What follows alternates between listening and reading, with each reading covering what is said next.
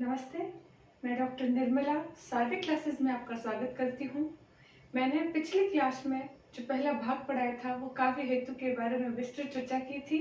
उसके बाद मैंने कहा था कुछ पाश्चात्य विद्वान हैं जिनकी भी परिभाषाएं या कुछ कथन जो है वो परीक्षा में पूछ लिए जाते हैं। तो वो कथन कुछ इस प्रकार है कि शैली जो है वे पाश्चात्य विद्वान है उनका मत क्या है, या कि उन्होंने काव्य हेतु किसे माना है। तो काव्य हेतु किसको मानते हैं? इमेजिनेशन को मानते हैं। तो इमेजिनेशन को काव्य हेतु मानने वाले जो आचार्य हुए हैं, जो विद्वान हुए, वो पाश्चात्य विद्वान कौन है?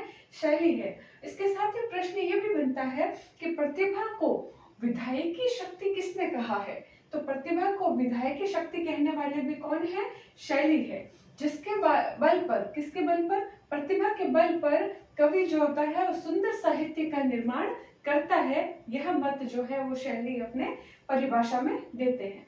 ऐसे दूसरे आचार्य हुए हैं अरस्तु।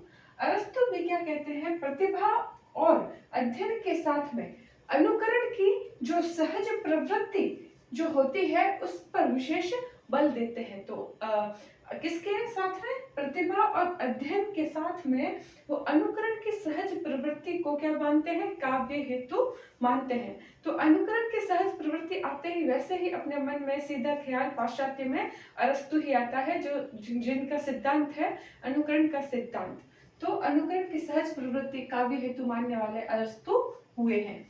एक आचार्य क्या विद्वान है जो मनोवैज्ञानिक के जनक है, फ्रायड। तो फ्रायड जो है वो काव्य हेतु किसे मानते हैं?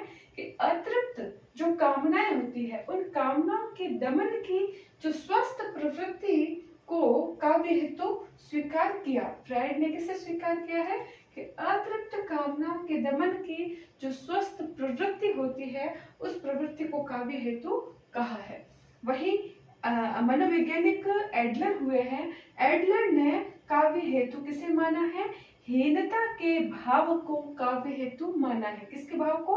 हीनता के भाव को काव्य हेतु मानने वाले कौन थे? एडलर थे। ऐसे ही एक और मनोवैज्ञानिक हुए हैं जिनका नाम है युंग। युंग ने काव्य हेतु किसे माना है?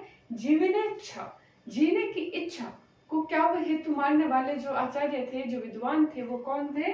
युंग थे। तो इस प्रकार हमने देखा कि कुछ पाश्चात्य विद्वानों की परिभाषाएं भी अक्सर पूछ ली जाती है, जिसमें सबसे इम्पोर्टेंट जो है वो है शैली की, जो कि काव्य हेतु मानते हैं इमेजिनेशन को। और प्रतिभा को क्या कहते हैं? प्रतिभा को कहते हैं विधायकी शक्ति। और अरस्तु की परिभाषा में वो किसको? प्रतिभा और अध्ययन को तो मानते ही है, इसके साथ में अनुकरण की सहज प्रवृत्ति को काव्य हेतु स्वीकार करते हैं। वही फ्रायड जो है वो अतृप्त कामनाओं के दमन की स्वस्थ प्रवृत्ति को क्या मानते हैं? काव्य हेतु मानते हैं। एडलर जो है वो हीनता के भाव को तथा युंग जो है वो जीवने इच्छा को काव्य हेतु स्वीकार करते हैं। धन्यवाद।